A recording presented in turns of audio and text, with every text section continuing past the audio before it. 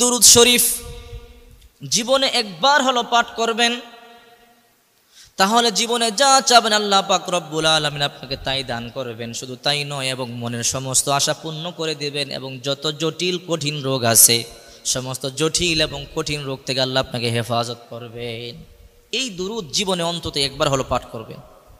যত জটিল এবং কঠিন রোগ আছে, সমস্ত রোগ থেকে আল্লাহ পাক রব্বুল আলামিন আপনাকে পরিত্রাণ দান করবেন, গোপন রোগ থেকে পরিত্রাণ দান করবেন। হযরতে আবু হুরায়রা রাদিয়াল্লাহু তাআলা আনহু বলেন, বিশ্বনবী মুহাম্মদ রাসূলুল্লাহ সাল্লাল্লাহু আলাইহি ওয়াসাল্লাম বলেছেন, মান সাল্লা আলাইয়া ওয়াহিদান সাল্লাল্লাহু আলাইহি আশারা। যে ব্যক্তি নবীর উপরে একবার দুরূদ পাঠ করবে, আল্লাহ পাক রব্বুল আলামিন তার উপরে 10টি রহমত নাজিল করেন। একবার দুরূদ আপনি পাঠ করবেন, 10টি রহমত।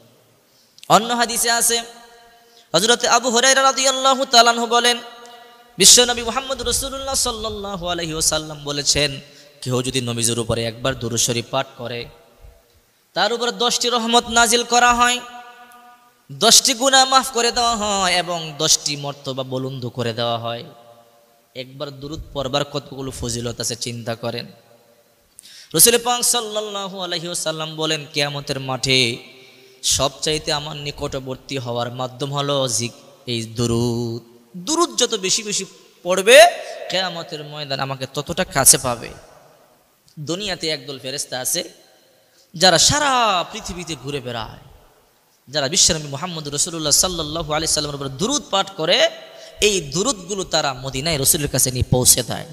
আপনার নাম, আপনার বাবার নাম, এলাকার নাম, আপনার ঠিকানা সহ রাসূলের কাছে পেশ করা হয়। সুবহানাল্লাহ। এই জন্য বেশি বেশি দুরূদ পাঠ করবেন। দুরূদের ফজিলত অপরসীম। রাসূল পাক সাল্লাল্লাহু আলাইহি ওয়াসাল্লাম বলেন, যে আমার উপরে বেশি বেশি দুরূদ পাঠ করবে, কিয়ামতের ময়দানে আমি তাকে সুপারিশ করব, তার উপরে আমার সুপারিশ ওয়াজিব হয়ে যায়। যেই দুরূদের কথা বলতেছিলাম, অনেক দুরূদ আছে, অনেক দুরূদ আছে। সবচেয়ে শ্রেষ্ঠ দুরূদ হলো দুরূদ ইব্রাহিম, যেটা নামাজের মধ্যে পড়া হয়। আর সবচেয়ে ছোট দুরূদ হলো সাল্লাল্লাহু আলাইহি ওয়াসাল্লাম, ছোট দুরূদ।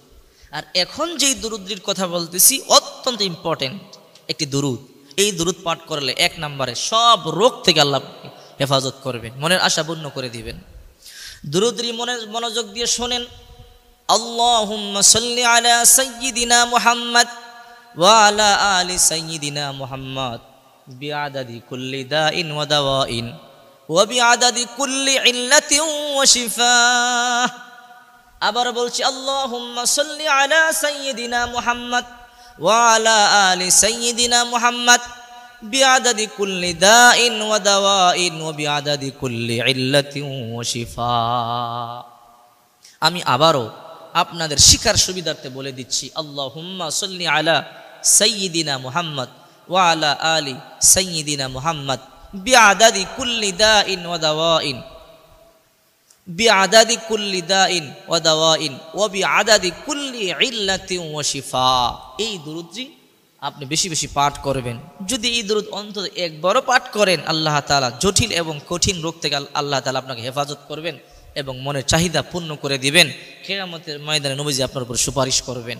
আল্লাহ পাক আমাদেরকে এই দুরূদ বেশি বেশি পাঠ করবার তৌফিক দান করেন। আমিন।